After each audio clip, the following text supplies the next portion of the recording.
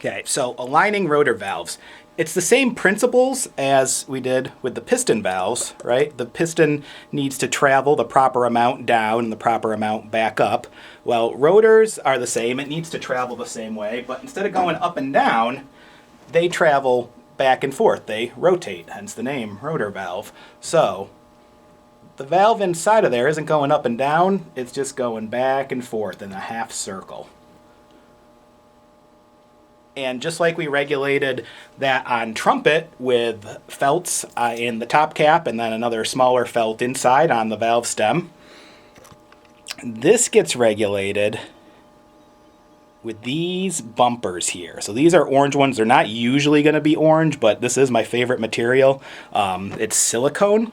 I think that makes the best bumper material. Sometimes you'll see neoprene, which is usually black. That's decent. That's definitely okay. And then sometimes you'll see cork, much like I don't like the natural cork for many things, like valve water key corks. I don't really like it for. Has all the same bad properties. It's going to dry out. It's going to crack. It's going to fall out.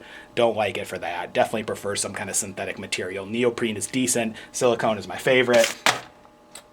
So, how do we know how far it needs to go back and forth, right? How do we know that those have been cut to the proper size? Well, you need to check on the back side of the instrument. So, flip it around.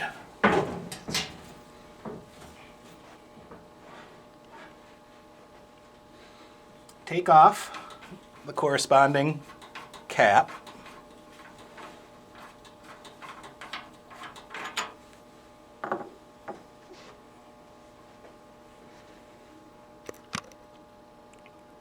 And there should be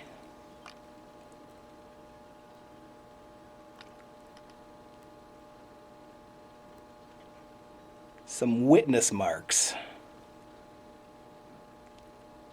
where it starts and where it finishes. Hopefully you can see that. Sorry.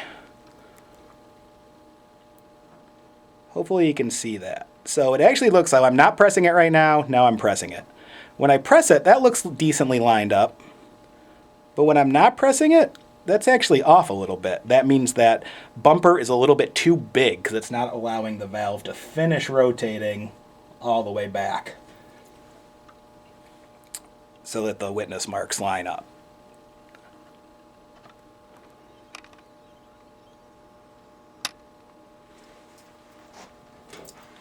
So that would actually mean that that bumper right there, the one when you're not touching the valve, the one that it's resting on, that's a little bit too big, and that's simple enough to trim. I would probably have to take this arm apart, but that's just held on with a simple screw. It'd be really easy to do. And then I would need to trim down that bumper just a little bit, and I would just use a fresh razor blade for that. And that would be it. Then I would take off just a little bit. I'd go back to the back side. I'd check it out again.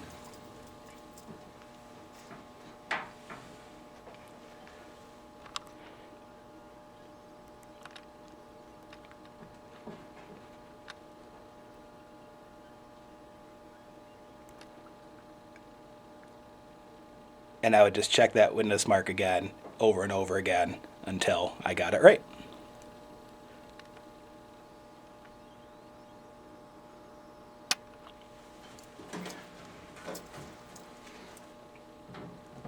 If the bumper went completely missing, which will happen from time to time, especially on French horns, that's when it's nice to have this supply from Music Medic handy, ready to go. There's several different sizes in there. Just take a razor blade, cut out the appropriate size, and you would just press fit it in there. It doesn't take any glue or anything like that. And it would probably be a little bit too big once you put it on there, so you would check on the back side, see how it's fitting, how the valve's rotating, making sure the witness marks are lining up. If they're not lining up, you'd take your razor blade, trim off a little bit, check it again, go a little at a time because you don't want to trim too much. Then you'd have to replace the whole bumper once again. So you go back and forth, trim it a little bit at a time, and once it's lined up, you're done. That's it, and you've got an aligned rotor valve.